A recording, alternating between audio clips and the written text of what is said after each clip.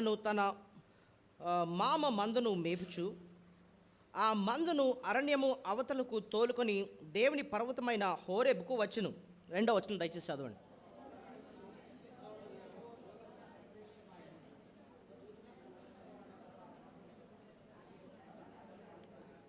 అప్పుడు మోషే ఆ పొద ఎలా కాలిపోలేదో నేను ఆ తట్టు వెళ్ళి ఈ గొప్ప వింత చూచెదను అనుకొనెను.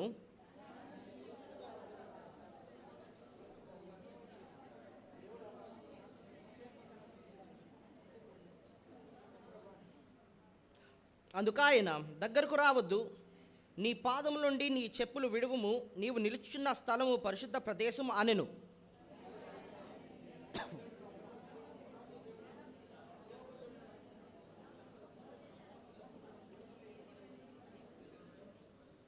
మరియు యెహోవా ఇట్లనెను, నేను ఐగుప్తులోనున్న నా ప్రజల బాధను నిశ్చయముగా చూసితిని. పనులలో తమను కష్టపెట్టు వారిని బట్టి వారు పెట్టిన మొరను వింటిని. వారి ముఖమును నాకు తెలిసేయున్నవి.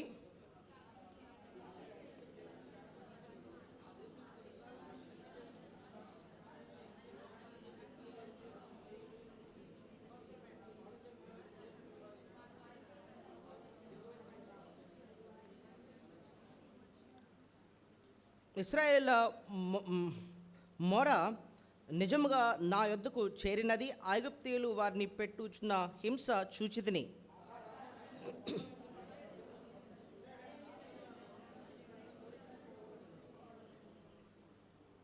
రైట్, చిన్న ప్రార్థన చేసుకుందామండి. పరిశుద్ధుడా, గొప్ప దేవ, సర్వశక్తిమంతుడా, యేసయ్య నీకు స్తోత్రాలు. నిన్ను ఆరాధించుటకు, ఈ భాగాన్ని మేము ధ్యానించడానికి నీ కృపను మాకు అనుగ్రహించండి. ఈ వాక్య వివరణలో కూడా నాకు తోడుగుండమని యేసు నామములో ప్రార్థన స్తుతించి బ్రతిమాలి వేడుకొచ్చున్నాం తండ్రి, ఆమేన్.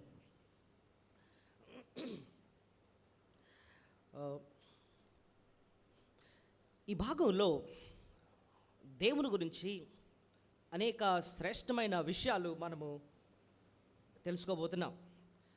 మనం దేవుని సన్నిధికి ఆదివారము వచ్చినప్పుడు 2 వర్తమానాలు వింటాం. మొదటి వర్తమానంలో దేవుడు ఎవరో, ఆయన ఎంత గొప్పవాడో, ఆయన ఎంత ప్రేమాస్వరూపియో అని చెప్పి ఆయన యొక్క గుణలక్షణాలను మనం అర్థం చేసుకుంటాం. ఆయన మనకేం చేశాడు, ఆయన మనకేం చేస్తున్నాడు, భవిష్యత్తులో ఆయన ఏం చేయబోతున్నాడు. సో దేవుని గురించి ఉన్నతంగా మనం అర్థం చేసుకుంటాం. 2వ వర్తమానంలో దాన్ని బల్ల వర్తమానం అంటాం. బల్లకెళ్ళక ముందు మనం ఏ రీతిగా సరి చేసుకోవాలి, ఏ విషయాల్లో వాక్య వెలుగులో మనం సరి చేసుకోవాలన్న ఉద్దేశంతో మనం 2వ ప్రశ్నగా 2వ వర్తమానాన్ని మనం వింటాం. సో ఈ మొదటి వర్తమానంలో, ఈ భాగంలో మనము ధ్యానించేటప్పుడు మోషేకు దేవునికి మధ్య జరిగిన సంభాషణ మనం ఇక్కడ చూస్తాం.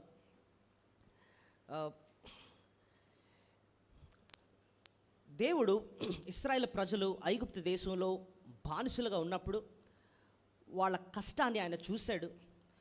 వారిని ఆ బానిసత్వం నుంచి విడిపించడానికి దేవుడు ఏర్పాటు చేసుకున్న నాయకుడు మోషే. 40 సంవత్సరాలు ఐగుప్తు దేశంలో ఉంటాడు. ఆ 40 సంవత్సరాలు ఎన్నో విద్యలు నేర్చుకుంటాడు. కానీ అప్పటికి ఆయన దేవుని కోసం వాడబడడానికి సిద్ధంగా లేడు. దేవుడు ఆయన దాని తర్వాత ఒక అరణ్యం, మిద్యాను అరణ్యంలోకి తీసుకెళ్తాడు. అక్కడ ఒక 40 సంవత్సరాలు ఉంటాడు. అక్కడ దేవుడు ఆయన్ని మలుచుకుంటాడు. సో దాదాపు ఆయన వయసు 80 సంవత్సరాలు వచ్చేసింది. ఆ టైంలో 80 సంవత్సరాలు అయిన తర్వాత హిత్రో అను ఆయన మామ మందను మేపుతూ ఉంటే ఒక పొదలో నుండి, అది పొద మండుతుంది కానీ అది కాలిపోవట్లేదంట, ఆ పొదలో నుండి దేవుడు మోషే మోషే అని చెప్పి ఆయన్ని పిలిచి ఆయన్ని బలపరిచి ఇశ్రాయేల్ ప్రజలను ఐగుప్తు దేశం యొక్క బానిసత్వం నుంచి విడిపించడానికి దేవుడు మోషేని వాడుకుంటాడు. అయితే ఈ భాగంలో నుంచి మనం దేవుని గురించి ఏంటండి తెలుసుకోవచ్చు అని అంటే దాదాపు ఒక 10 విషయాలు తెలుసుకోబోతున్నాం. 10 lessons about God. దేవుని గురించి ఒక 10 శ్రేష్టమైన విషయాలు మనము ఈ భాగంలో నుంచి తెలుసుకొని ప్రభువుని మనం ఆరాధించబోతున్నాం. ఏంటంటే ఈ 10 విషయాలు ఒక్కొక్కటి మనము ధ్యానించుకుందాం. మొట్టమొదటిది, దేవుని గురించి మనం అర్థం చేసుకొని ఆయన స్తుతించడానికి ఈ భాగంలో నేర్చుకునే సత్యం ఏంటంటే, దేవుడు తన్ను తాను మనకు ప్రత్యక్షపరుచుకునేవాడు. అందుబట్టి మనం దేవుని స్తుతులు మనము చెల్లించాలి. చెప్పండి, తన్ను తాను మనకేం చేస్తాడు? ప్రత్యక్షపరుచుకుంటాడు అనమాట. God reveals himself to us. దేవుడు తన గురించి తాను ప్రత్యక్షపరచకపోతే, తన గురించి తాను పరిచయం చేసుకోకపోతే మనకు మనంగా ఎప్పుడూ దేవుడిని తెలుసుకోలేం. ఇప్పుడు చూడండి, ఎవరైనా ఒక వ్యక్తి మనకు పరిచయం చేసుకుంటేనే ఆ వ్యక్తి గురించి మనకు అర్థమవుతుంది. దేవుడు తను తాను మనకు ప్రత్యక్షపరచుకుంటే తప్ప మనం ఎప్పుడు కూడా ఆయన్ని అర్థం చేసుకోలేం. ఎందుకండి అని అంటే, దేవుడిలో కొన్ని లక్షణాలు ఉన్నాయి. దేవుడు అదృశ్యుడు. ఆయన అదృశ్యుడు అంటే అర్థం ఏంటంటే కంటికి కనిపించనివాడు. కంటికి కనిపించిన దేవుణ్ణి మనం ఎలాగా అర్థం చేసుకుంటాం? ఆయన ప్రత్యక్షం అవ్వాలి. అంతేకాదు, దేవుడు అనంతుడు. అంటే అర్థం ఏంటంటే ఆయన పరిమితం లేని సర్వజ్ఞాని, సర్వశక్తిమంతుడు, ఆకాశమైన సింహాసనం, భూమి ఆయన పాతిపెట్టం. మనము ఎంత అండి అంటే ధూళి దుమ్ము లాంటి మనుషులు. మనము ఆ దేవాతి దేవుని ఎప్పుడు కూడా అర్థం చేసుకోలేమన్నాడు మన జ్ఞానంతో. ఎందుకంటే ఆయన అనంతుడు. ఆయన ఇంకా దేవునిలో ఉన్న ఇంకో లక్షణం ఏంటంటే ఆయన సమీపింపరాని దేవుడు అంటండి. ఆయన ఎవరంటే అండి, సమీపింపరాని తేజస్సులో ఉన్న దేవుడు. ఎక్కడ వస్తుందండి ఈ మాట అని చూస్తే 1 తిమోతి 6వ అధ్యాయంలో ఉంటుంది. చూడండి, ఒకసారి చూద్దాం వచనం. 1 తిమోతి 6వ అధ్యాయము, 1 తిమోతి 6వ అధ్యాయము 16వ వచనం. సమీపింపరాని తేజస్సులో ఆయన మాత్రమే వసించుచు అమరత్వము గలవాడై ఉన్నాడు. మనుషుల్లో ఎవ్వడునూ ఆయన చూడలేదు, ఎవ్వడును చూడనేరడు. చూసారా, ఎవ్వడు ఆయన చూడలేదు, ఎవరు ఆయన్ని చూడనేరడు అంటున్నాడు. అంటే దేవుడు ఎంత అనంతుడంటే ఆయన ఎప్పుడు కూడా మనం పరిమిత జ్ఞానంతో ఆయన ఎప్పుడు అర్థం చేసుకోలేం. కాబట్టి దేవుడే తన్ను తాను మనకు ప్రత్యక్షపరచుకోవాలి. కానీ ఈరోజు మనం ఇక్కడ కూర్చొని దేవుని గురించి అర్థం చేసుకుంటున్నామంటే, దేవుడు మోషేకి తన్ను తాను ప్రత్యక్షపరచుకున్నట్టు నీకు నాకు కూడా ఆయన ఏం చేశాడు? ప్రత్యక్షపరచుకున్నాడు అన్నమాట. ఈ మాట ఎలా చెప్పారండి అంటే, ఈ భాగంలోనే ప్రత్యక్షమాయన మాట ఉంటుంది. చూడండి, 3వ అధ్యాయం 2వ వచనం చూడండి. ఇవాళ మనం ధ్యానిస్తున్న భాగం నిర్గమాకాండం 3వ అధ్యాయం మొదటి 10 వచనాలు. Exodus chapter 3 1-10 versus. 2వ వచనం చదవండి. ఒక పొద నడిమిని అగ్ని జ్వాలలో యెహోవా దూత అతనికి ప్రత్యక్షమాయను. ఆ మాటను చూసారా? దేవుడు తను తాను ఏం చేసుకున్నాడట?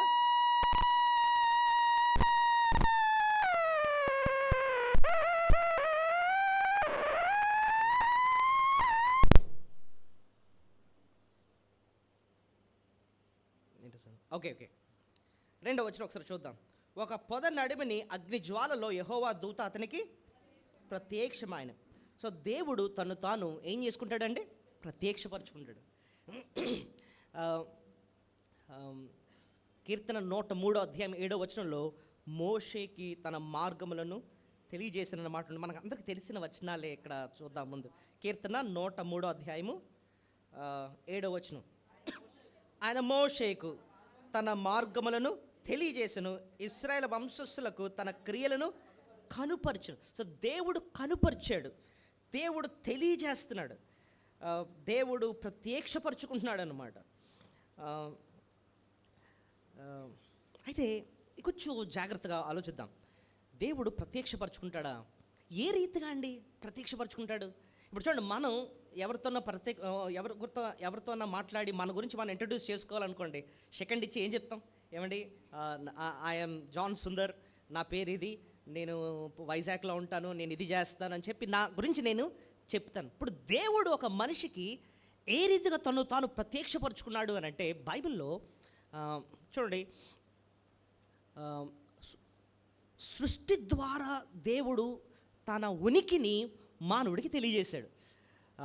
సృష్టి ద్వారా దేవుడు అద్భుతమైన సృష్టిని తయారు చేసి, ఈ సృష్టిని చూస్తున్నప్పుడేనంటండి ఆ సృష్టి నోరు లేకుండానే దేవుడు ఉన్నాడన్న సత్యాన్ని చెప్తుందంట. ఎక్కడ రాస్తుందండి ఈ మాట అని చూస్తే, రోమీలకు రాసిన పత్రిక 1వ అధ్యాయము రోమీలకు రాసిన పత్రిక మొదటి అధ్యాయము 19 నుంచి చదువుదాము. 19 నుంచి. ఎందుకనగా దేవుని గురించి తెలియ సఖ్యమైనదేదో అది వారి మధ్య విసిదమై ఉన్నది, దేవుడు అది వారికి విసిదపరచెను. ఇప్పుడు చదవండి. ఆయన అదృశ్య లక్షణాలు అనగా ఆయన నిత్య శక్తియు దేవత్వమును జగదుత్పత్తి మొదలుకొని సృష్టింపబడిన వస్తువులను ఆలోచించుట వలన తేటపరచబడుచున్నవి గనుక వారు నిరతులైన. చూడండి, ఈ సృష్టిని చూస్తున్నప్పుడు అంటండి సృష్టి పలుకుతుందంట. కీర్తన 19 అధ్యాయంలో ఏమో తెలుసా?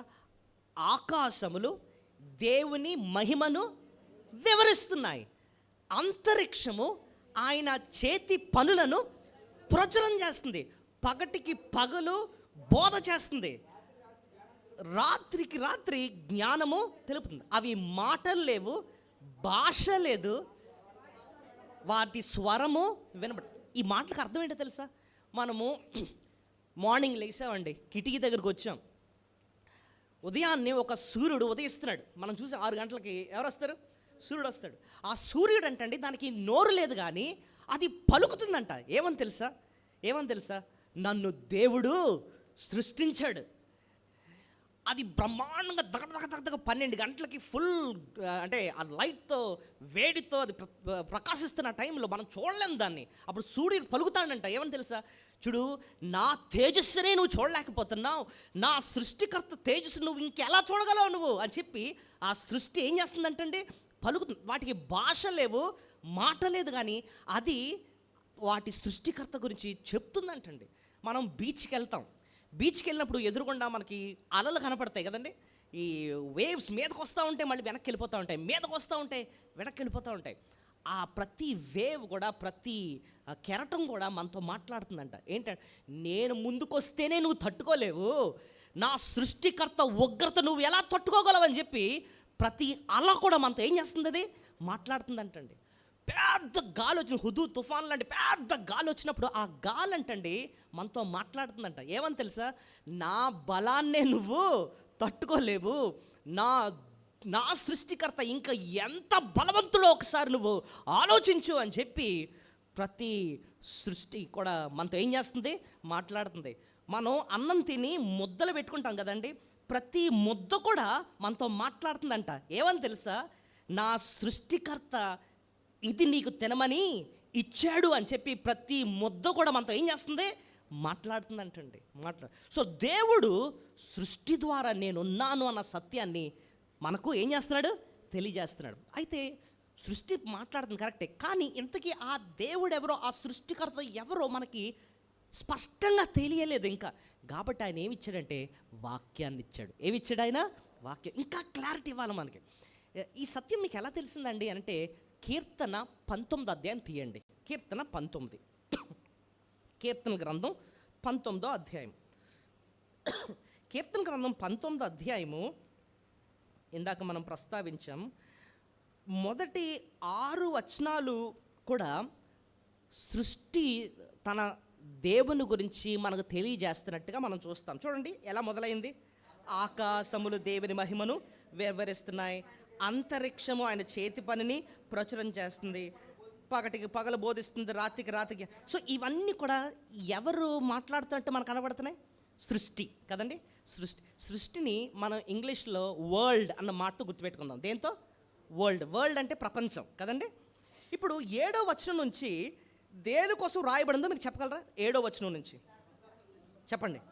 యెహోవా నియమించిన ధర్మశాస్త్రము యథార్థమైనది, అది అంటే ఆ ధర్మశాస్త్రము ప్రాణము తెప్రల చేయను. యెహోవా శాసనము అంటే వాక్యము నమ్మదగినది, అది బుద్ధిహీనులకు జ్ఞానము పుట్టిస్తుంది. అంటే దేవుడు ఎవరో తెలియని బుద్ధిహీనులకు ఏం చేస్తుందంట? దేవుని గురించిన జ్ఞానం పుట్టిస్తుందంట. 8వ వచనం, యెహోవా ఉపదేశం అంటే అది మళ్ళీ వాక్యమే, నిర్దోషమైనది, అవి హృదయములను సంతోషపరుస్తాయి. యెహోవా ఏర్పరిచిన ధర్మము నిర్మలమైనది, అది కనులకు వెలుగు. సో ఈ వచనాలన్నీ దేనికోసం మాట్లాడుతున్నాయి? 7వ వచనం నుంచి వాక్యాన్ని ఇంగ్లీష్లో ఏమంటారంటే వర్డ్ అంటారు. వర్డ్ ఆఫ్ గాడ్ అంటాం కదా, వర్డ్. సో ఇందాక ఫస్ట్ 6 వచనాలు దేనికోసం మాట్లాడుతున్నాయి? సృష్టి. 7వ వచనం నుంచేమో వర్డ్ ఆఫ్ గాడ్, వర్డ్ అనమాట. అంటే అర్థం ఏంటంటే వాక్యం. సో దేవుడు తన గురించి ప్రత్యక్షపరచడానికి ముందు ప్రపంచాన్ని ఉపయోగించుకున్నాడు, ఇంకా తేటపరచడానికి దేవుని వాక్యాన్ని మనకి తీసుకొచ్చాడు. ఈ రెండు చాలవన్నట్టండి. ఆయన ప్రియ కుమారుడి లోకానికి వచ్చి తన దైవత్వాన్ని మనకు బయలుపరిచాడన్నమాట. ప్రభు ఈ లోకానికి వచ్చింది. ప్రభు గురించి ఏం రాస్తుందంటే దేవత్వం యొక్క సర్వ పరిపూర్ణత ఆయనలో గుప్తమై ఉందంటండి. ఎక్కడ రాస్తుంది తెలుసా మాట? కొలస్సీ పత్రిక 2వ అధ్యాయము 9-10 వచనాలు చూడండి. కొలస్సీ పత్రిక 2వ అధ్యాయము 9-10 వచనాలు. దేవత్వము యొక్క సర్వ పరిపూర్ణత శరీరముగా క్రీస్తునందు ఏం రాస్తుంది? దేవత్వము యొక్క, అంటే దైవ లక్షణాలు యొక్క, దేవత్వము యొక్క సర్వ పరిపూర్ణత అంటే కంప్లీట్ గాడ్నెస్, దైవ లక్షణాలన్నీ కనుక శరీరముగా, ఒక శరీరముగా ఎవరిలో? క్రీస్తునందు, యేసు క్రీస్తునందు నివసిస్తున్నాయంటండి. ప్రభు ఈ లోకంలోకి వచ్చినప్పుడు దేవాతి దేవుడు మానవుడికి లోకానికి వచ్చాడు. చూడడానికి మానవుడిగానే ఉన్నాడు, కానీ ఆయనలో సర్వ దైవత్వం. సో ప్రభువుని చూస్తే దేవుని చూస్తున్నట్టే. అందుకోసం యేసేకున్న ఒక పేరేంటో తెలుసా? అదృశ్య దేవుని స్వరూపి. ఇప్పుడు చెప్పండి, దేవుడు తను తాను ప్రత్యక్షపరచుకోవడానికి ఎలాగెలాగ ప్రత్యక్షపరచుకున్నాడు? సృష్టి ద్వారా, ఆయన వాక్యం ద్వారా, ఆయన కుమారుని ద్వారా. చెప్పండి మళ్ళొకసారి. సృష్టి ద్వారా కనపరుచుకున్నాడు, వాక్యం ద్వారా కనపరుచుకున్నాడు, ఆయన కుమారుని ద్వారా మనకి అయితే ఇప్పుడు అసలు విషయం చెప్తాను చూడండి. దేవుడు ప్రత్యక్షపరచుకున్నా సరే మనము అంగీకరించిన స్థితిలో మనం లేము. దేవుడు ప్రత్యక్షపరచుకున్నా సరే మనము అంగీకరించే స్థితిలో మనము లేవు. ఎందుకండి అంటే ఇప్పుడు చూడండి, మనము గుడ్డితనంలో ఉన్నామంటండి. మనం ఏ స్థితిలో ఉన్నాం? ఇప్పుడు గుడ్డివాడికి ముఖం మీద 1000 వాట్స్ బల్బు వేసాం అనుకోండి, వాడికి ఏమన్నా కంగారుగా ఉంటుందా? అసలు ఏమీ ఉండదన్నమాట. మనకేస్తే మాత్రం బాబాయ్ అంటాం, ఎందుకంటే మన కళ్ళు ఉన్నాయి. గుడ్డివాడికి ఏంటంటే ఎంత లైట్ వేసినా వాడికి తెలియదు. దేవుడు ఎంత ప్రత్యక్షపరచుకున్నా సరే అంగీకరించే స్థితిలో మనము లేము, ఆత్మీయంగా గుడ్డితనంలో ఉన్నాం. సో దేవుడు తను కనుపరిచినప్పుడు మనం అంగీకరించాలంటే మన కళ్ళను ఏం చేయాలి? ఆయన తెరవాలి. మన కళ్ళను ఏం చేయాలి? అది తెరిచాడని ఎక్కడ రాస్తుంది తెలుసా? 2 కొరింథీ 4వ అధ్యాయం 4-6 వచనాలు. 2 కొరింథీ 4వ అధ్యాయము 4-6 వచనాలు.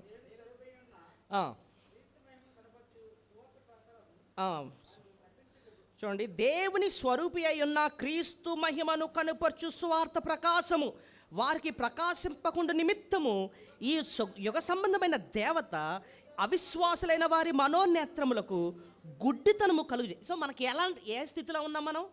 గుడ్డితనం. చెప్పండి మాట. గుడ్డితనంలో ఉన్నాం కాబట్టి యేసుక్రీస్తు యొక్క మహిమ మనం అంగీకరించలేని పరిస్థితిలో మనము ఉన్నాం. అయితే దేవుడు 5-6 వచనాల్లో ఏం చేశారు ఇప్పుడు చూడండి. అంధకారములో నుండి వెలుగు ప్రకాశించునుగాక అని పలికిన దేవుడే తన మహిమను గూర్చిన జ్ఞానము యేసుక్రీస్తుతో వెల్లడిపరచుటకు మన హృదయంలో ఏమైందంట? ఆ జ్ఞానాన్ని, ఆ సత్యాన్ని ప్రకాశింపజేశాడంటండి. అంటే ఒక మాటలో చెప్పాలంటే మన కళ్ళను తెరిచాడనమాట. దేవుని ఎలా స్థుతించాలో తెలుసా అండి? ప్రభువా, నాకు నేనుగా ఎప్పుడూ కూడా యేసుక్రీస్తు దేవుడని నేను అనలేను. ఎందుకంటే నేను ఆత్మీయంగా ఏ స్థితిలో ఉండేవాడిని? గుడ్డితనం. ఈరోజు నిన్ను దేవుడు, నువ్వే నిజమైన దేవుడు, నువ్వే నా రక్షకుడు అని చెప్పి నిన్ను స్తుతిస్తున్నానంటే నా కళ్ళను నువ్వేం చేసావు? తెరిచావు. సృష్టి బోధిస్తున్నా నేను నమ్మలే, వాక్యం బోధిస్తున్నా నేను నమ్మలే, యేసుక్రీస్తుని గురించి చెప్తున్నా సరే నేను నమ్మలేదు. కానీ నా కళ్ళు నువ్వేం చేసావు? తెరిచి నిన్ను అంగీకరించే అలాంటి గొప్ప భాగ్యాన్ని నువ్వు నాకు ఇచ్చావు. అందుబట్టి నీకు స్తోత్రాలు. అయితే ఇంకొక పాయింట్ ఇందులోనే కొంచెం లోతుకి వెళ్దామండి. దేవుడు ఎవరి కళ్ళు తెరుస్తాడు తెలుసా? ఎవరి కళ్ళు తెరుస్తాడు తెలుసా? ఆయన ఏర్పాట్లో ఉన్న వారి కళ్ళే ఆయన తెరుస్తాడు. బోల్డ్ మందికి సువార్త వెళుతుందండి. నువ్వు నేనే ఎందుకు నమ్మాం? వాళ్ళకంటే నువ్వు పెద్ద జ్ఞానవంతుడివా? వాళ్ళకంటే నువ్వు కొంచెం స్పిరిచువల్లీ బెటరా? లేదు. వాళ్ళు ఎంత గుడ్డితనంలో ఉన్నారో నువ్వు నేను కూడా అంతే గుడ్డితనంలో ఉన్నాం. మరి నువ్వు నేను ఎందుకంటే అంగీకరించావంటే ఒకే మాట, మనము ఆయన ఏర్పాట్లో ఉన్నాం. ఇది ఎలాగండి? ఏదైనా వాక్యం ఉందా అండి అంటే ఒక వచనాన్ని మీకు చూపిస్తాను. మత్తయి సువార్త 11వ అధ్యాయము 27వ వచనం. మనకు తెలిసిన వచనాలే నేను జ్ఞాపకం చేస్తాను. మత్తయి సువార్త 11:27.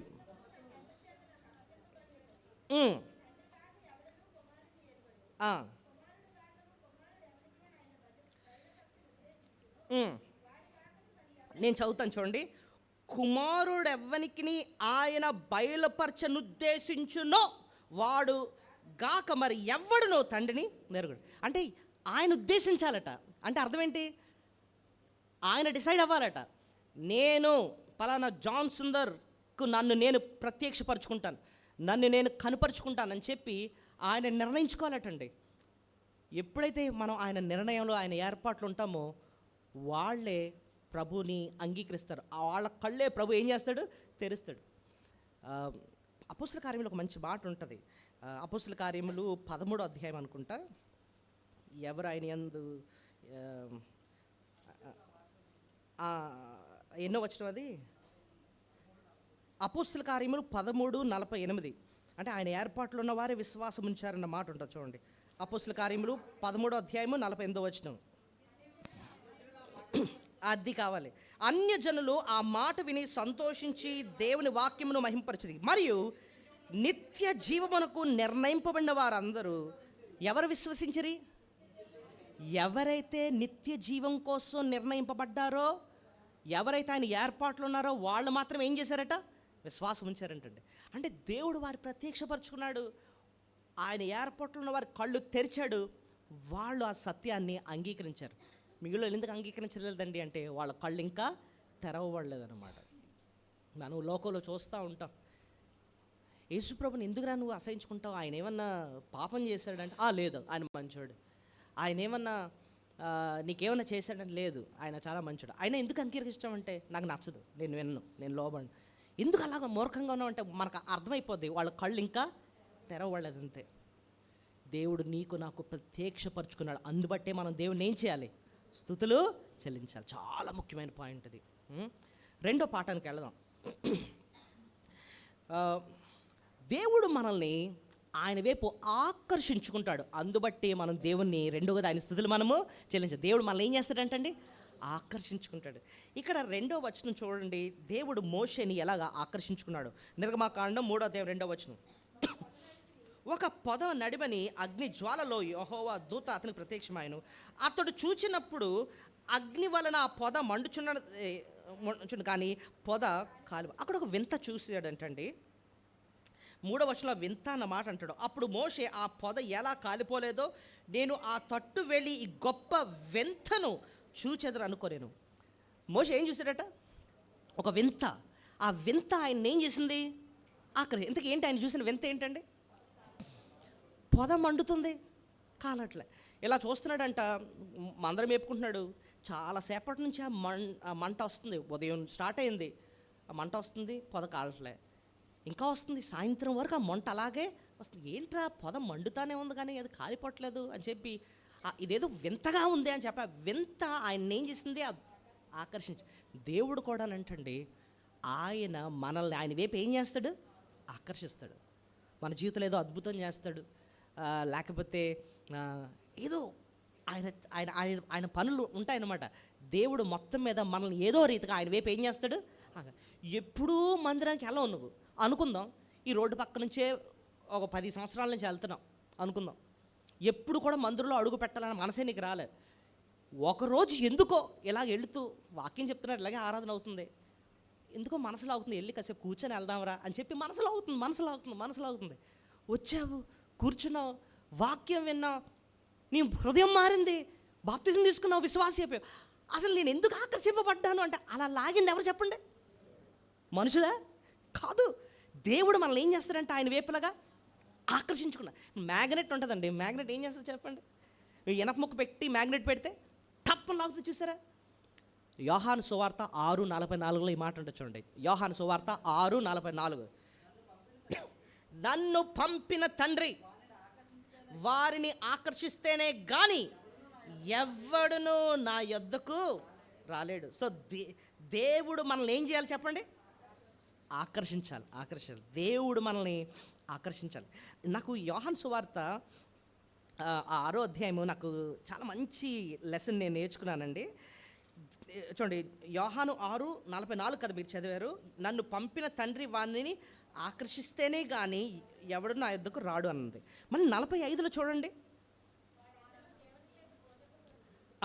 వారందరూ దేవుని చేత బోధింపబడుదురు అని ప్రవక్త లేఖనంలో రాయబడింది కనుక తండ్రి వలన విని నేర్చుకొనిన ప్రతివాడును నా యొద్దకు వద్దు. సో ఆయన దగ్గరకు వచ్చేవాళ్ళు ఒకటేమో దేవుడు వారిని ఆకర్షించాలి. ఆకర్షించిన దేవుడికి ఏం చేస్తారట? తండ్రి వలన విని నేర్చుకొనిన ప్రతివాడు నా యొద్దకు వద్దు. సో ఒక వ్యక్తిని ఆకర్షించి దేవుడు వారికి ఏం చేస్తాడు? నేర్పిస్తాడు. వాక్యాన్ని ఏం చేస్తాడు? ఇదంతా ఎందుకు చేశాడండి అంటే కొంచెం కిందకి వెళ్ళి 65వ వచనం చదవండి. 65. మరియు ఆయన తండ్రి చేత వానికి కృప అనుగ్రహింపబడుకుంటే ఎవ్వడును నా యొద్దకు రాలేడు. దేవుడు కృప చూపిస్తాను కానీ ఎవరు ఆయన యొద్దకు రాలేడు. ఇప్పుడు చూడండి, ఈ 3 వచనాలు కలిపి చదివితే ఎలా ఉంటుందంటే, దేవుడు కృప చూపించి బోధించి ఆయన వైపు ఏం చేస్తాడు? ఆకర్షించుకుంటాడు. అది కృప చూపించిన వాళ్ళు ఆయన దగ్గరకు వస్తారట, తండ్రి చేత బోధింపబడిన వారే వాళ్ళ దగ్గరకు వస్తారట, తండ్రి చేత ఆకర్షింపబడిన వాళ్ళే వారి దగ్గరికి వస్తారట. సో ఒక వ్యక్తి ఆయన దగ్గరకు వచ్చాడంటే దేవుడు ఏం చేశాడు? కృప చూపించాడు, బోధించాడు, ఆయన వైపు ఏం చేశాడు? ఆకర్షించుకున్నాడు. అబ్బా, ఈవేళ ఇక్కడ మనం కూర్చున్నామంటే ఇక్కడ ఏదో ఇంట్రెస్టింగ్ ఏముందండి? ఇక్కడ 4 గోడలు, ఒక లైటు, ఒక మైక్ తప్ప ఇక్కడికి ఏం లేవు. ఒక మాటలో చెప్పాలంటే ఏది మనల్ని ఆకర్షించి ఇక్కడ కూర్చోబెట్టింది చెప్పండి? ఏది? దేవుడు ఆయన కృప చూపించి బోధించి నిన్ను ఆయన వైపు ఏం చేశాడు? మోషేని ఎలాగైతే ఆ వింతను చూపించి ఆకర్షించాడో దేవుడు నిన్ను నన్ను ఏం చేశాడండి? అలాగా ఆకర్షించాడు. అంతే. దేవుడే మనల్ని ఏం చేశాడండి? ఆకర్షించాడు. లోకంలో సైతాను రకరకాల ఆకర్షణలు పెట్టాడండి. సాధారణంగా మనిషి ఏదైనా ఆకర్షింపబడితే వెళ్ళిపోతాడట్టు. అవునా కదా చెప్పండి? ఇప్పుడు అదేంటి, ఈ కాదు, జగదంబ సెంటర్కి వెళ్ళాం అనుకోండి, అక్కడ బోల్డ్ అని షాపులు ఉంటాయి కదా. ఈ షాపులు బోల్డ్ మంది కస్టమర్స్ని ఆకర్షించడానికి ఏంటి చేస్తాడు? ఒకడేమో ఒక లైట్ పెడతాడు, ఒకడేం చేస్తాడు? ఇంకా పెద్ద లైట్ పెడతాడు. నేను ఒకసారి ఒక షాప్ దగ్గర చూస్తా, ఎన్ని లైట్లు ఉన్నాయంటే మొత్తం షాప్ పెద్ద లైట్లు అనమాట. అంటే ఆ లైట్లు చూసి జనాలు ఏమవ్వాలి? నా షాప్ వైపు తిరగాలి. ఒకడేం చేస్తాడంటే రంగురంగుల లైట్లు పెడతాడు. ఒకడేం చేస్తాడంటే ఏదో బొమ్మ పెడతాడు, ఆ బొమ్మలు ఆడు ఉండి డ్యాన్స్ వేస్తూ ఉంటాడు, రా రా రా అని పిలుస్తూ ఉంటాడు అందరినీ. ఒకడేమో మ్యూజిక్ పెడతాడు. ఏంట్రా అంటే మొత్తానికి ఆటలు బట్టి ఏం చేయాలి? మనుషులు ఆ కస్టమర్స్ని ఆకర్షించాలి. కానీ నిజానికి దేవుని దగ్గరకు రావాలంటే ఇక్కడ ఆకర్షణ ఏమైంది? ఏది లేదండి, ఏదీ లేదు ఇక్కడ ఆకర్షించడానికి. దేవుడే నిన్ను నన్ను పట్టుకొని ఆయన వైపు ఏం చేశాడండి? ఆకర్షించాడు. నేను ఎందుకు ఎక్కడికి వచ్చాను? నేను ఎందుకు ఇక్కడ కూర్చున్నాను? ఈ సమయంలో ఎందుకు ఇలా వాక్యం వింటున్నానంటే ఒకటే ఆన్సర్ ఏంటంటే, దేవుడు నిన్ను నన్ను ఆయన వైపు ఏం చేశాడండి? ఆకర్షించాడు. అదొకటే. అందుబట్టి మనం దేవుని ఏం చేయాలి? స్తుతించాలి. ఇప్పుడు 2 విషయాలు నేర్చుకున్నాం. దేవుని ఎందుకు మనం స్తుతించాలి? మొదటిది, తన్ను తాను మనకేం చేశాడు? గుడ్డోళ్ళమే. ఆయన ప్రత్యక్షపరిచినా సరే అంగీకరించలేని గుడ్డితనంలో ఉన్నాం. కళ్ళు తెరిచి తన్ను తాను మనకేం చేశాడు? ప్రత్యక్షపరుచుకున్నాడు. ఆయన ఏర్పాట్లు ఉంచుకొని కళ్ళు తెరిచి మనం ప్రత్యక్షపరచున్నందుకు మనం దేవుని స్తుతులు చెల్లించాలి. రెండోది, ఆయన మనల్ని ఏం చేశాడండి? ఆకర్షించుకున్నాడు. అందుబట్టి మనం దేవుని స్తుతించాలి. మూడోది ఏంటంటే, దేవుడు మనకు తోడుగా ఉంటాడు. దేవుడు మనకు ఎలా ఉంటాడు? ఆయన ఈ భాగంలో దేవుడు మనకు తోడుగా ఉంటాడని చెప్పి ఎలా రాయబడింది చూడండి. 2వ వచనంలో ముందు మోషే చూసిన వింత ఏంటో ఇక్కడ నాకు చెప్పాలి మీరు. ఉట్టి పొద, ఒక పొద నడిపిని అగ్నిజ్వాలలో యెహోవా అతనికి ప్రత్యక్షమాయను. అతడు చూచినప్పుడు అగ్ని వలన ఆ పొద మండుచుండెను కానీ పొద కాదు. సో ఈ మోషే చూసింది ఎగ్జాక్ట్ ఏంటి అన్నది మీరు నాకు చెప్పండి. మోషే చూసింది ఎగ్జాక్ట్లీ ఏంటి? 2 ఉన్నాయి అక్కడ. బుష్ ఉంది, బుష్ అంటే పొద ఉంది, ఇంకా అగ్ని, 2 ఉన్నాయి. సాధారణంగా పొద అగ్ని కలిసి ఉంటాయా? ఉండినే ఎంతసేపు ఉంటాయండి? అగ్ని ఏం చేయాలి? పొదనంతటిని కాల్చిపడేయాలి కదా. కానీ ఉదయం నుంచి సాయంత్రం వరకు ఆ 2 కలిసే ఉన్నాయంట. ఆ 2 కలిసే ఉన్నాయంట. మంట, అగ్ని ఉంది అక్కడ, పొద ఉంది, కలిసే ఉన్నాయంటండి. దీనికి సాదృశ్యం ఏంటండి? ఈ ఈ ఈ అంటే దేవుడు చూపించిన ఈ వింతలో ఉన్న పరమార్థం ఏంటండి అంటే అక్కడే మనకి 12వ వచనంలో జవాబు దొరుకుతుంది. మీరే చెప్పాలి నాకు. 12వ వచనంలో ఇది దేనికి సూచన? మీరు చెప్పాలి నాకు. ఆయన నిశ్చయముగా నేను నీకు తోడయ్యుందును, నేను నిన్ను పంపితననుటకు ఇది నీకు సూచన. ఈ వింత దేనికి సూచన చెప్పండి? నిశ్చయముగా నేను నీకు తోడయ్యుందును. అది ఈ పొద మనిషికి సాదృశ్యం అయితే, మోషేకి సాదృశ్యం అయితే, ఇశ్రాయేల్ ప్రజలకు సాదృశ్యం అయితే, ఆ మంట దహించు అగ్ని ఎవరికి సాదృశ్యం చెప్పండి? దేవునికి సాదృశ్యం. అదేనా? సో ఈ అగ్ని, ఈ పొద, నిజానికి అగ్ని పరిశుద్ధుడైన దేవునికి సాదృశ్యం. ఈ పొద పాపాత్ముడైన మనిషికి సాదృశ్యం. పరిశుద్ధుడైన దేవుడు, పాపాత్ముడైన మనిషి ఎప్పుడు కలిసి ఉండలేరు. ఎందుకంటే ఆయన పరిశుద్ధత మనిషిని ఏం చేసేస్తుంది? కాల్చేస్తుంది అన్నమాట. అయితే మరి కలిసి ఉండాలంటే ఒకటే ఒకటి జరగాలి. ఏంటి? పాపాత్ముడైన మనిషి పరిశుద్ధపరచబడాలి. యేసయ్య ఈ లోకానికి వచ్చింది ఎందుకండి? పాపాత్ములైన మనల్ని పరిశుద్ధపరిచి మనకు తోడుగా ఉండడానికి ఆయన ఈ లోకానికి వచ్చాడు. మనం క్రిస్మస్ టైంలో ఇమ్మానుయేలు అన్న మాట గురించి నేర్చుకుంటాం. ఇమ్మానుయేలు అంటే అర్థం ఏంటి? దేవుడు మనకు తోడు. ప్రభువుకి 2 పేర్లు.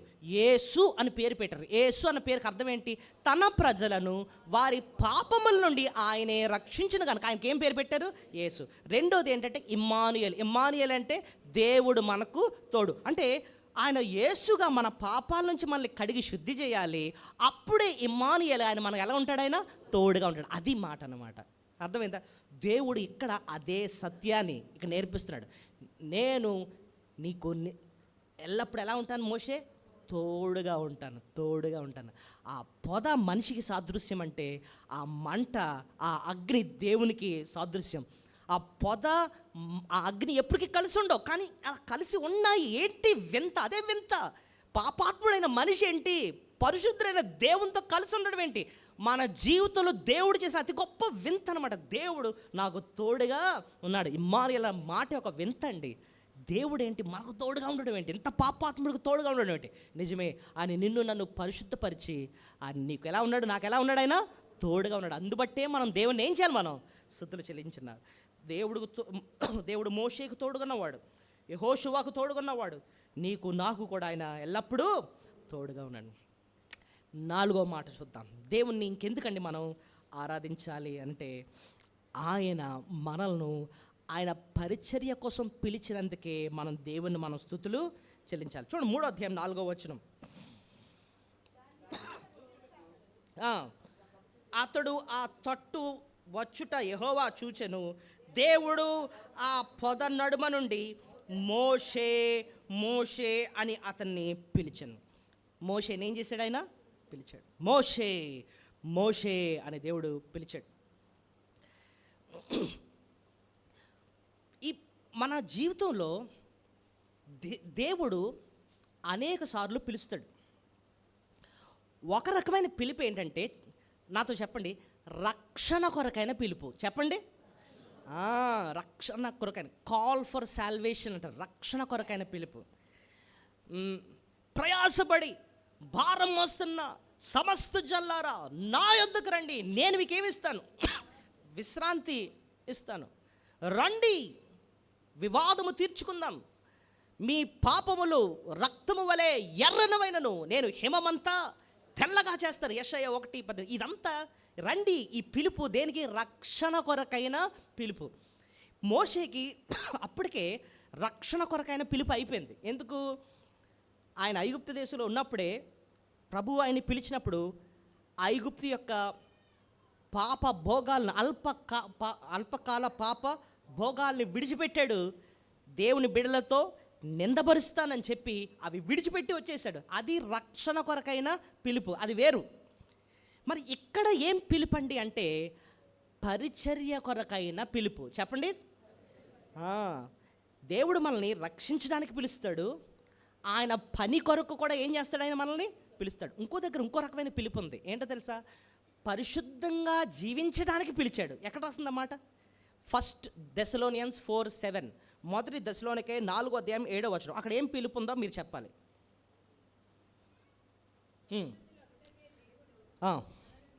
దేనికోసం పిలిచాడు? పరిశుద్ధంగా జీవించడానికి మనల్ని పిలిచాడు. సో ఇప్పుడు నాకు చెప్పండి, రక్షణ కొరకు పిలుపు ఏంటండి? పరిశుద్ధంగా జీవించడానికి పిలుపు, పరిచర్య కొరకు పిలుపు. ఇంకోటి, ఆయన కోసం శ్రమ పడ్డానికి కూడా పిలుస్తాడు ఒక దగ్గర. ఎక్కడుంది ఆ మాట? ఫిలిప్పీ పత్రిక 1:29 చూడండి. ఏలయనగా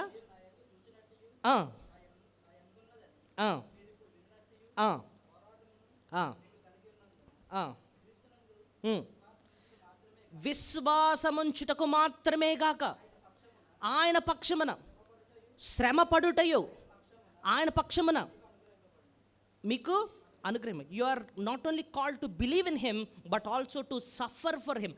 అంటే అదేం పిలుపండి అంటే ఆయన కోసం శ్రమ పడ్డానికి పిలుపు.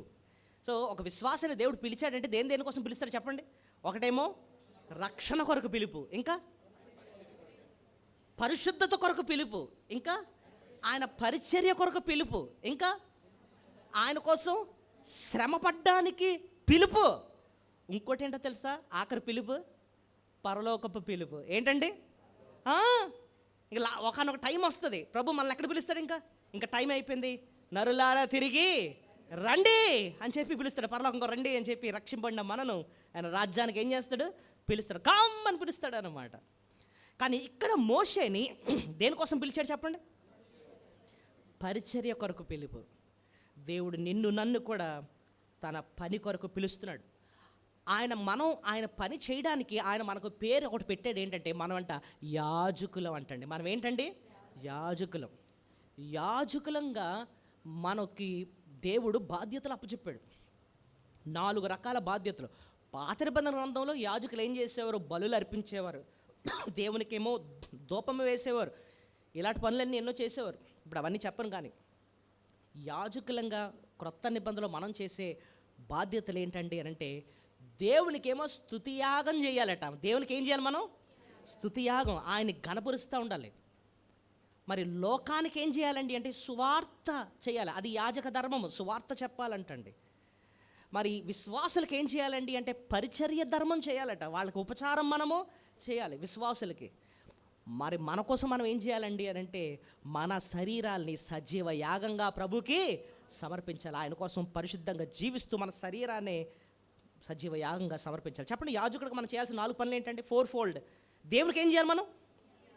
స్తుతి యాగం. ఎక్కడ రాస్తుందండి వచనం చెప్పండి అంటే జస్ట్ నోట్ చేసుకోండి, చదవవసరం లే. హెబ్రీ పత్రిక 13:15 ఉంటుంది. మన జిహ్వ ఫలాల్ని ప్రభుకి అర్పించాలి. ఓకే. మరి లోకానికి ఏం చేయాలి మనం? సువార్త. అది పరిచర్యదం. సువార్త అన్నది పరిచర్య, అదే సువార్త చేయడం అన్నది అదొక యాజక ధర్మం అన్నమాట. రోమా 15లో ఉంటుంది, వచనం అందులోనే ఉంటుంది, 15-16 సరే. లోకానికేమో సువార్త చెప్పాలి. మరి విశ్వాసులకు, తోటి విశ్వాసులకు ఏం చేయాలి? ఉపచారం. చెప్పండి అన్నమాట, ఉపచారం. అది హెబ్రీ 13-16లో ఉంటుంది. ఉపకార ధర్మం చేయాలన్నమాట తోటి విశ్వాసులకి. మరి మన కోసం మనం ఏం చేయాలట? మన శరీరాల్ని పరిశుద్ధంగా జీవిస్తూ సజీవ యాగంగా దేవునికి ఏం చేయాలట? సమర్పించాలండి. ఈ శరీరాన్ని ప్రభు కోసం వాడాలన్నమాట, ఆయన మహిమ కొరకు వాడాలి. అది ఎక్కడ రాస్తుందండి అంటే రోమా 12:1. ఓకే. ఇది దేవుడు ఆయన పరిచర్య కొరకు మనల్ని ఏం చేయడం? పిలవటం. ఇప్పుడు ఒక విశ్వాసి ఒక బాధ్యత ఏంటండి ఈ లోకంలో అంటే మీరు నాకు చెప్పాలి. ఇప్పుడు చూడండి, మీరు ఏదైనా ఉద్యోగంలో జాయిన్ అయ్యారు అనుకోండి, మీకంటూ కొన్ని పనులు ఉంటాయి. ఏమండి, నేను ఆఫీస్లో జాయిన్ అయ్యానండి. బాబు ఏంటి నీ పని? ఏం చేస్తావు ఆఫీసులో? ఏంటి అద్దాలకు దుడుతావా? ఏం పని అని అంటే అప్పుడు మీరు ఏమంటారు చెప్పండి? ఇదిగోండి నేను ఉదయం వెళ్ళి ఈ పని చేయాలి, ఈ పని చేయాలి, ఈ పని చేయాలని చెప్పి 4-5 పనులు చెప్తానండి. ఇది నా రెగ్యులర్గా దాన్ని ఇంగ్లీష్లో ఏమంటారంటే KRA అంటారు, కీ రెస్పాన్సిబుల్ ఏరియాస్ అంటారు అనమాట. దీనికోసమే నాకు డబ్బులు ఇస్తున్నారండి అంటాం. దేవుడు నేను రక్షించుకుని ఒక యాజకుడు అని పిలిచాడంటే యాజకుడుగా నువ్వు చేయాల్సిన పనులు ఏంటి? 4 పనులు. ఏం చేయాలి? దేవుడికి నువ్వేం చేయాలి? స్తుతి చెల్లించాలి. ఇప్పుడు ఆదివారం మనం ఏం చేస్తున్నాం? ఇప్పుడు వాక్యం చెప్పేసిన తర్వాత కూర్చొని ఏం చేస్తాం? దేవుని ఏం చేస్తాం? స్తుతిస్తాం. అదొక యాగంగా నువ్వు చేసే పనులు. రెండోది, లోకానికి నువ్వేం చేయాలి? సువార్త చెప్పాలి, అన్ని జనులకు సువార్త చెప్పాలి, అది పని. మూడో పని ఏంటి? తోటి విశ్వాసులు ఉన్నారు, నీ బాధ్యత వాళ్ళ కష్టంలో ఉన్నప్పుడు వెళ్ళి ఆదుకోవాలి, ఉపచారం చేయాలి, వాళ్ళకి నీ దైవ ప్రేమ ఏంటో వాళ్ళకి చూపించాలి. నాలుగోది ఏం చేయాలి?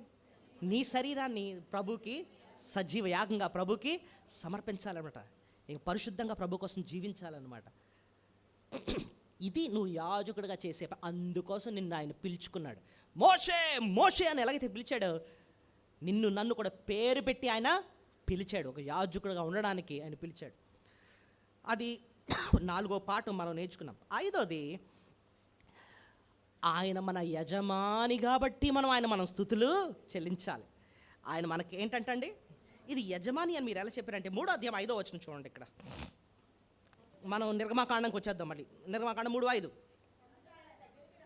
దగ్గరికి రావద్దు, నీ పాదముల నుండి నీ చెప్పులు విడువము, నువ్వు నిలిచి ఉన్న ప్రదేశము పరిశుద్ధ ప్రదేశము. రైట్.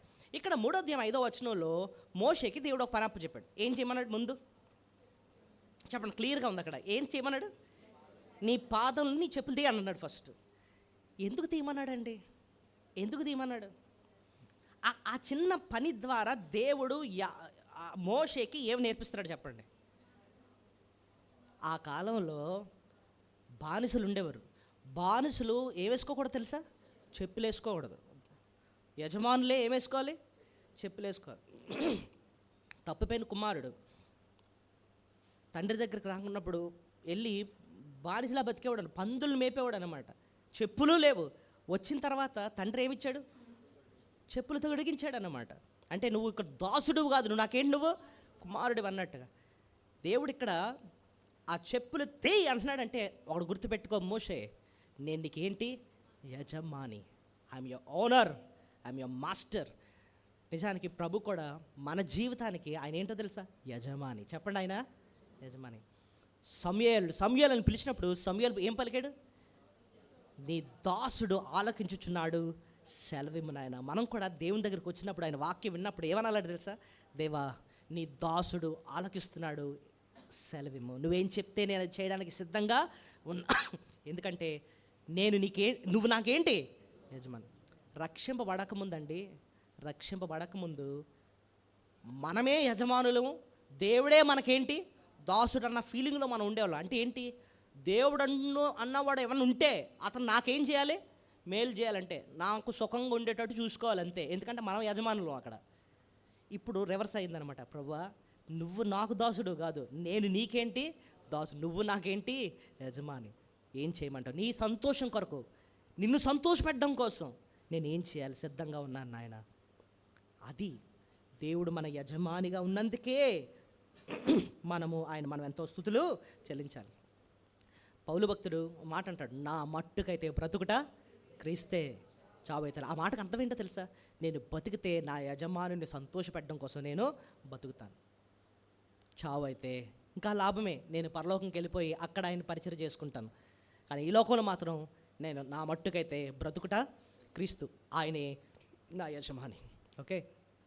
సో మనం కూడానండి ఈ లోకంలో నువ్వు ఉద్యోగం చేస్తున్నావో లేకపోతే ఏం పని చేస్తావు, వ్యాపారం చేస్తున్నావో ఏంతో కాదు, నీకు మనసులో లోపల ఒకటి గుర్తుపెట్టుకోవాలి. ఏంటంటే నేను బతికేది వీటిల కోసం కాదు, నేను బతికేది ఎవరి కోసం అంటే నా యజమాని కోసం నేను బతకాలి. ఉదయం లెగుస్తావు, ఒక దాసుడు ఎలాగైతే యజమాని ముందు నించొని, యజమాని నీ ముందు నించుంటున్నాను, ఏం చేయమంటావు అన్నట్టుగా ఎలాగైతే నించుంటాడో, ఉదయాన్నే లేచి ప్రభువా ఈ కొత్త రోజు నాకు ఇచ్చావు, నీ కొరకు ఏ రకంగా నీకు మహిమ తీసుకురాగలను అని చెప్పి ఆ రీతిగా మనం ఆయన ముందు నించోవాలన్నమాట. దేవుడు ఆయన బయలుపరుస్తాడు, ఆయన ప్రత్యేకపరుస్తాడు. ఎక్కడ ఆయన మనల్ని నిలబెట్టాడో ఆయన మహిమ కొరకు మనము జీవించాలి. 5 పాఠాలు మనం నేర్చుకున్నాం. ఏంటి చెప్పగలరా? కమాన్. తను తాను ప్రత్యక్షపరిచినందుకే మనం ఆయన స్తుతులు చెల్లించాలి. రెండోది, మనల్ని ఆకర్షించుకున్నందుకే మనం ఆయన స్తుతులు చెల్లించాలి.